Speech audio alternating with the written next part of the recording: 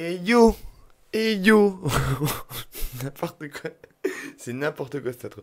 Après que plusieurs centaines de milliers de personnes m'aient posé la question, non en fait je déconne, il y en a eu à peu près 10, voici une vidéo toute simple sans prétention, où je vais vous présenter mon setup pour une bonne exploration nocturne de lieux abandonnés et souvent délabrés dans lequel on peut avoir quelques frissons et... Qui me dit ta gueule là? Qui m'a dit ta gueule? Non je rigole, je suis tout seul dans le studio, j'ai rajouté en post-prod, qu'est-ce qu'on se marre, c'est trop drôle. Pardon. Donc, pour une bonne exploration, il vous faudra, premièrement, une paire de lunettes de vision nocturne parallédoïde, une tenue à camouflage rétinien qui s'auto-adapte à l'environnement. On me voit.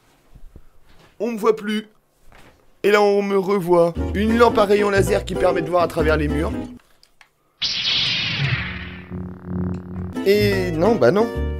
Bah non, pas du tout, parce que ça, en fait, c'est l'équipement des Totally Spies. Ça n'a rien à voir avec l'Urbex. Pourquoi j'ai ça ici, moi? Bon, c'est bon, on arrête les conneries, on a assez rigolé, hein. Il y a un temps pour rire et un temps pour être sérieux. Et c'est maintenant le temps d'être sérieux. Matériel. Mon matériel que j'utilise pour les explorations. Déjà, mon objet principal que j'emmène dans les explorations pour que vous puissiez être embarqué avec moi, c'est une caméra, ça va de soi. J'utilise du coup un Lumix G7, c'est un compact de chez Lumix qui coûte relativement moins cher qu'un appareil Lumix du style GH4, GH5. Pourquoi je l'ai pris? Parce que déjà il filme en Full HD, heureusement on est en 2020, peut-être pas filmé en 720, mais aussi parce que il filme en 4K. 4K dont je n'ai absolument pas l'utilité parce que mon Mac que j'utilise pour le montage est beaucoup trop vieux et il prend pas en charge la 4K. Donc du coup je ne filme jamais en 4K, je filme tout en 1080p mais c'est pas grave. Donc comme je vous disais, si j'ai choisi ce modèle c'est pour deux raisons. Première raison, le prix, parce que il coûte, enfin à l'époque où je l'ai acheté il y a 2 ans, il coûtait que 650 €. 650 c'est beaucoup, mais comparé à certains appareils du type GH5, celui qui est au-dessus, qui est pas un compact, et puis qui peut coûter jusqu'à 6500 francs. Comment ça on n'est plus en francs? Depuis longtemps? Ah mais si on me dit rien moi aussi, comment je suis censé le savoir? Bon, il coûte plus de 1000 €, c'est à peu près 2000 balles un GH5, c'est très cher. Et rapport qualité-prix, il faut savoir qu'on est sur une très bonne qualité d'image, surtout pour l'utilité que j'en ai, parce que moi je filme souvent dans des lieux qui sont relativement sombres, et j'ai regardé des tests du G7 avant de l'acheter, et il semblait que c'était un des meilleurs appareils compacts dans ces prix-là, attention, hein, je me dis bien dans ces prix-là, qui pouvait avoir une très belle image dans des endroits relativement sombres. C'était nickel pour moi, c'est exactement ce dont j'avais besoin. Deuxième objet que j'utilise dans mes explorations, ou du moins que j'utilise plus, c'est un panneau LED. Alors là, on est sur un gros format de panneau LED qui fonctionne sur batterie. J'avais acheté 2 batteries avec, parce que les batteries étaient vendues à part, il me semble. C'est un panneau LED qui est très bien parce qu'il y a plusieurs réglages. On peut régler l'intensité de la lumière avec une petite molette située à l'arrière, juste ici.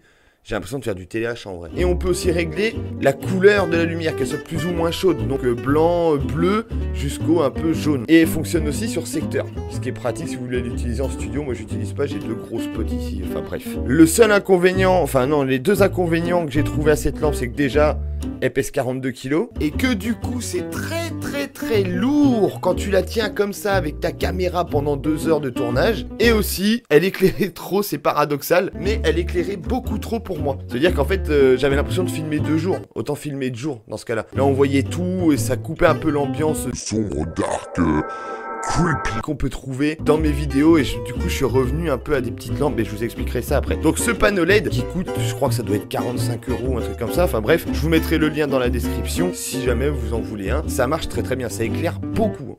Ça éclaire vraiment beaucoup. Un petit bémol, il y a une petite molette de réglage là-dessous. Je l'ai caché avec du scotch parce que sinon, en fait, il bougeait comme ça et ça faisait un petit quick.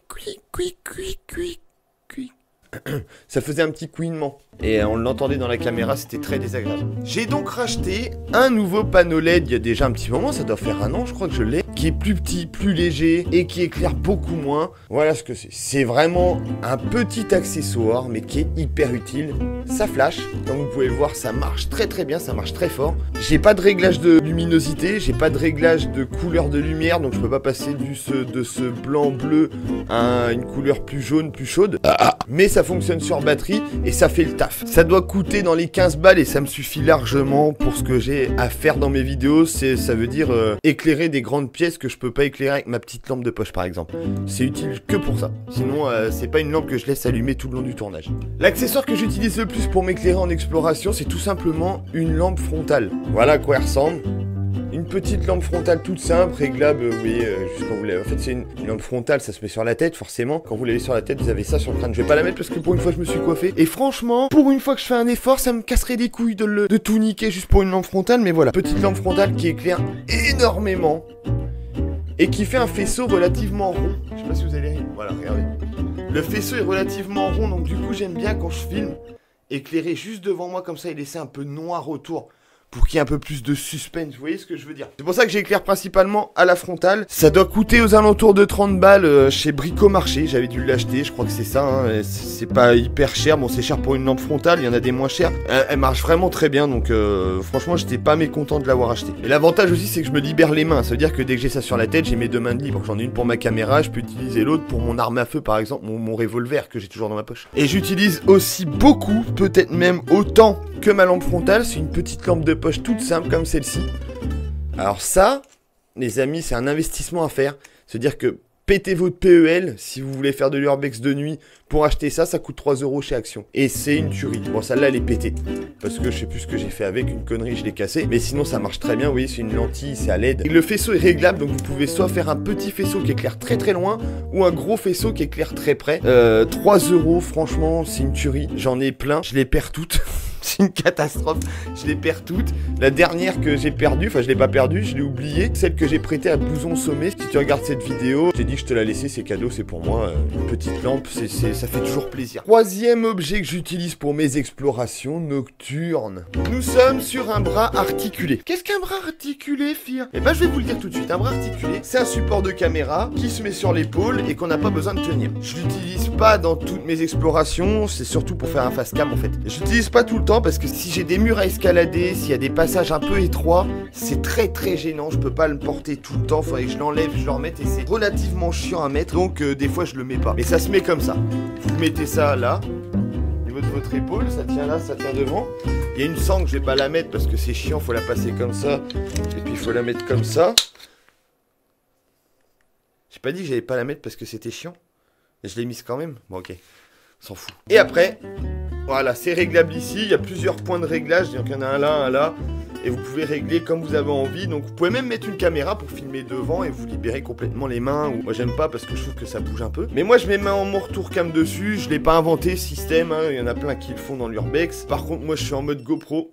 Je l'ai allumé. Je suis en mode GoPro et un petit éclairage, tout petit éclairage devant pour m'éclairer le visage pour que je sois pas dans le noir, parce que sinon on me voit pas quoi. Le problème avec ça, c'est que je m'aveugle en fait, je m'auto-aveugle. Dans les parties très sombres où j'éclaire devant, en fait ce truc là m'éclaire tellement que je vois que dalle. Mais bon, peut-être un jour j'aurai une caméra vision nocturne pour mettre ici en face cam. Ma GoPro, c'est... on en parle ou on n'en parle pas? Bon, on va en parler mais ça va être très rapide, hein. C'est la GoPro Hero 1, c'est la toute première série, c'est un ancêtre, c'est le dinosaure de la GoPro. Elle fonctionne en 1080, elle fait son taf comme il faut, elle marche toujours, j'ai aucun intérêt à la changer, je m'en fous complet. C'est juste des face cam, je l'utilise très rarement, et quand je l'utilise, on me voit dans un coin de la caméra en petit, dans un coin de l'image en petit, ou alors en gros plan, mais ça dure 2 secondes. C'est pas la meilleure, mais c'est pas la pire, ça aurait pu être une caméra merdique de chez Amazon, quoi. Ah oui, j'avais oublié, le bras articulé, je crois que ça vaut une quarantaine d'euros, entre 30 et 40 balles, je sais plus trop, mais si je vous retrouve le lien, je vous le mets dans la description, si ça vous intéresse, vous pourrez aller directement cliquer dessus et puis faire acheter et j'y gagne rien. Mais voilà, ça me fait plaisir de vous donner des liens de choses que j'utilise. Ensuite, j'utilise une deuxième caméra. C'est pas un monstre, c'est même totalement de la merde. C'est une Sony AVC HD 9,2 mégapixels. Autant dire que c'est pas la Rolls-Moss, c'est pas la Rolls-Moss, c'est pas le top du top, mais je m'en sers que très peu. C'est généralement Skinny qui la prend pour faire des plans de coupe. En fait, quand je suis en train d'explorer et qu'il est un peu en arrière, il l'allume quand il a envie, clac. Il a juste à faire ça, ça l'allume.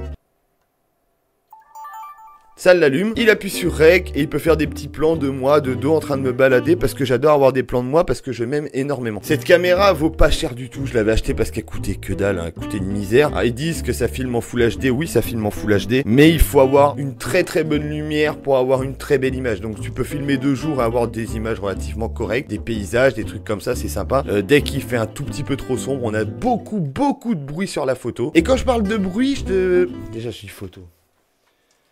On peut avoir beaucoup de bruit sur la vidéo. Et quand je parle de bruit, je parle pas de ce que t'entends avec tes oreilles, je parle des petits points que ça fait partout quand c'est de mauvaise qualité. Mais c'est pas grave, ça fait des plans qui durent quelques secondes à peine. Et ça me permet d'avoir des trucs en plus au cas où dans la vidéo, si j'ai besoin de monter un truc, voilà, un petit peu avec de la musique et tout. On utilise ça, c'est très bien. Mais si tout se passe bien d'ici l'année prochaine, j'espère, Skinny aura cette caméra, le G7, pour faire les plans de coupe. Et j'espère, le GH5, ce serait nickel, comme ça, 2 bonnes caméras pour les plans de coupe et puis pour les plans principaux, ce sera au top. Le drone fait des bonnes...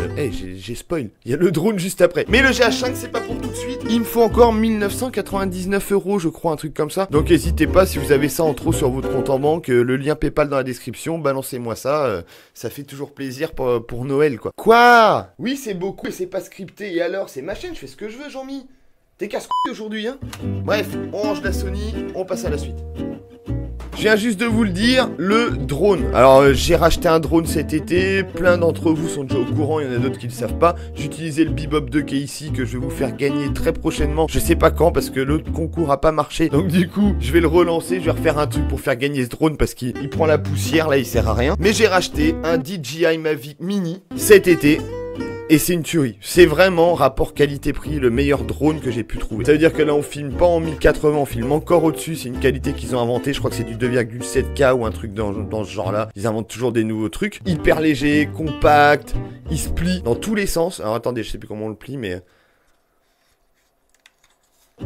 Quand il est plié, il fait la taille de ma main. C'est-à-dire que je peux même le ranger dans ma poche et tout. Je peux le... C'est une tuerie. Vraiment, ce drone, c'est une tuerie. Rapport qualité-prix, on est au-dessus de tout. Fourni avec ça pour le prix de 400 balles. Il vaut 400 €. Hein. C'est un des moins chers par rapport à la qualité qu'il peut rendre en vidéo. C'est un des moins chers. Vous avez pour 400 € une télécommande qui est comprise dans le pack. Par exemple, le Bebop, il n'y a pas de télécommande avec. Tu l'utilises avec ton portable. Là, vous avez une télécommande GPS qui, franchement, est top. Et pour diriger son drone, rien de mieux qu'une télécommande plutôt que le smartphone. Le smartphone, c'est bien. Mais la télécommande, c'est mieux. L'avantage, c'est qu'avec un téléphone, vous êtes en Wi-Fi. Et si vous êtes en Wi-Fi, vous êtes limité. Ça veut dire qu'avec un téléphone portable, vous balancez votre drone, vous le guidez, et à 130, 150 mètres grand max, il n'y a plus de signal. Le Wi-Fi va pas aussi loin. Déjà, c'est énorme, hein, 150 mètres. Si vous y arrivez, c'est qu'il n'y a rien d'auto, vous êtes au milieu des champs. On est d'accord. L'avantage de la télécommande GPS, c'est que vous avez une portée sur le papier, hein, on va pas se mentir, de 2 km. Et il peut, sur une zone extrêmement dégagée, plate, dépourvu d'arbres, avec un signal GPS très fort, aller jusqu'à 4 km, mais ça c'est du flan, c'est de la connerie parce que je sais même pas où se trouve cet endroit sur Terre. Ça veut dire qu'un endroit de 4 km de long, avec aucun arbre, aucun immeuble, personne qui fait des interférences avec son corps, et un signal GPS très bon, ça n'existe pas sur Terre, hein, on est d'accord. Donc ils mettent ça sur la boîte, ça fait bien, tu te dis, ah mon drone il va à 4 km, mon cul, je l'ai emmené à 600 mètres, 700 mètres, et déjà ça me faisait flipper, je le voyais plus, je l'ai ramené, j'ai pas été plus loin. Niveau matériel vidéo, c'est fini, passons maintenant aux vêtements et aux accessoires. Niveau vêtements, rien de fou. J'utilise des fringues que je mets tous les jours, mais je choisis des trucs relativement sombres parce que je fais des tournages de nuit dans des endroits qui sont généralement privés. Je vous rappelle que l'urbex c'est illégal et mon but c'est de pas trop me faire choper, quoi. Donc j'essaie de mettre des trucs relativement sombres, mais je pioche dans mes fringues de tous les jours. Genre ce t-shirt, je peux très bien le mettre pour une explo. Il me semble même que je l'avais dans l'explo avec blouson. Niveau chaussures, j'emmène toujours une paire de chaussures qui tient bien la cheville pour pas se péter la cheville et qui craint rien des vieilles baskets, des machins que je peux niquer, je m'en fous, je les mets plus, quoi. L'anecdote du jour, c'est que j'emmène tout le temps ma paire de chaussures dégueulasses qui me tient la cheville. Je les mets, on va dire, une fois sur 20, à peu près, hein, à peu près. Je suis large. La plupart du temps, je me retrouve au milieu des champs avec ça de boue par terre et des Air Force One blanches aux pieds que je dois nettoyer le lendemain. C'est la vie que j'ai décidé de vivre. Non, c'est pas vrai, j'ai pas choisi cette vie-là, mais j'oublie, j'y pense pas, quoi. Du coup, bah, c'est pas fait exprès, mais ça me fait chier. Ça, c'est la merde. Parlons maintenant de mon sac à dos. Je n'ai pas le lien du sac à dos. J'ai pas le lien du sac à dos tout simplement parce que je l'ai acheté quand j'étais en vacances à Miami. C'est un sac Nike de style militaire. Je vous montre si j'y arrive. Extrêmement stylé, j'avais adoré. Je l'ai trouvé vraiment trop beau, je me suis dit pour les explos, c'est le sac qu'il me faut. Et là aussi, je suis en mode téléachat. Super sac, des poches partout, hyper pratique, costaud, une sangle devant pour qu'il tienne bien là, comme ça, sous les ins, tu vois ce que je veux dire. Alors à l'intérieur, on peut retrouver par exemple une pierre tombale décorative, parce que ça peut me servir sur un tournage. Une bougie pour donner une petite ambiance sympathique dans des pièces des fois un peu sombres et tout, tu vois, quand je veux faire un peu de paranormal. Qui dit bougie dit bougeoir, hein, le bougeoir qui va bien avec. Un transistor, années 70. Un skateboard, ça peut servir. Un Un cosy pour bébé, on sait jamais, ça peut être utile. Un fusil de chasse pour se défendre. C'est le sac à dos de Joséphine Ange Gardien. Non, en vrai, plus sérieusement, je prends une bouteille d'eau, de préférence une gourde, je sais que c'est mieux et tout, mais je pense jamais à prendre une gourde, je suis une catastrophe, veuillez m'en excuser. Une bouteille d'eau, une bouteille de coca, si jamais quelqu'un a besoin de sucre sur le tournage, on sait jamais pour X raison, un mec qui vient, il a pas mangé depuis le matin, il se sent pas bien, un coup de sucre avec du coca en suppositoire de préférence, et c'est reparti. Mes batteries de secours pour la caméra, des cartes SD, toujours avoir plusieurs cartes SD au cas où il y en a une qui est pleine, voilà, d'ailleurs je l'ai cherché partout celle-là. Un briquet, parce que ça peut être utile. Si le mien dans ma poche ne marche plus, ou j'ai besoin de feu parce que je me suis perdu, quoi que ce soit. Enfin, un briquet, ça sert toujours. Des feuilles de menthe et du citron pour faire des mojitos. Oh, il est drôle, Jean-Mi. Le script, il est trop drôle. Les mojitos, oh, je suis mort de rire. T'es viré, Jean-Mi. Une trousse de premier secours. Ça, c'est vraiment l'accessoire indispensable dans votre sac d'urbex si vous voulez faire de l'urbex. Vous avez de quoi, normalement, soigner toutes les petites plaies, des pansements, vous avez des compresses, vous avez des lingettes désinfectantes, vous avez des ciseaux pour couper des doigts, pince à épiler, voilà, vous avez plein de trucs. Ça, c'est vraiment indispensable. Petite trousse de secours.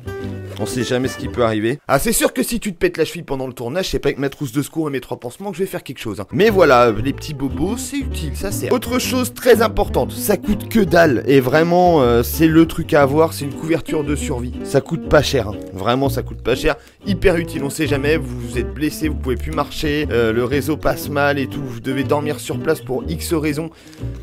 Vous mettez ça, ça vous tient chaud, ou s'il fait très chaud et que vous avez besoin de vous refroidir, vous le retournez, et vous connaissez le principe, vous aurez... Ça va vous rafraîchir. Un aspi venin, très utile si tu te fais piquer ou mordre par n'importe quel animal ou insecte. Guêpe, abeille, frelon, cobra, python, migale. Je suis pas sûr pour les 3 derniers en France, ils sont relativement rares quand même. Hyper pratique, si vous connaissez pas, ça coûte 20 balles en pharmacie. Et il y en a peut-être sur internet des moins chers, je l'avais acheté en pharmacie parce qu'à l'époque on en trouvait pas partout. C'est une seringue qui aspire le venin de... vous avez dedans une notice avec tous les embouts différents, suivant l'insecte qui vous a piqué, tout ça, enfin bref.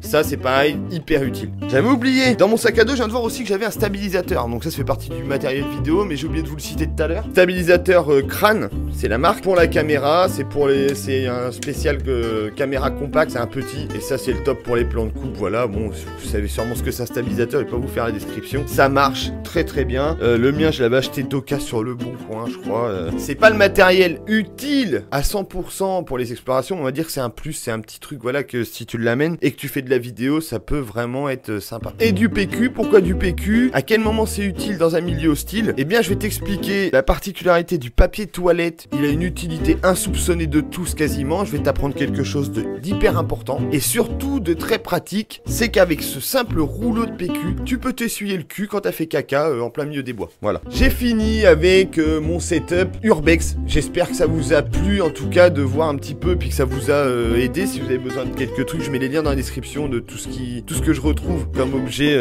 sur internet. Dites-moi dans les commentaires s'il y a un objet que vous auriez jamais pensé voir dans mon sac à dos ou dans mes mains lors d'une exploration d'urbex. Dites-moi lequel c'est pour vous le plus improbable pour faire de l'urbex. J'espère que cette petite vidéo vous a plu. Si c'est le cas, comme d'habitude, un petit pouce bleu, un commentaire en disant cette vidéo m'a beaucoup plu. Ça fait toujours plaisir. Si t'es pas abonné à ma chaîne YouTube, je sais que tu sais ce que je vais dire. Je sais que tu sais que je vais te demander de t'abonner. Et également, te demander d'activer la clochette des notifications. Je sais que tu sais qu'il sait que nous savons. On se retrouve très vite pour une prochaine vidéo. Ciao!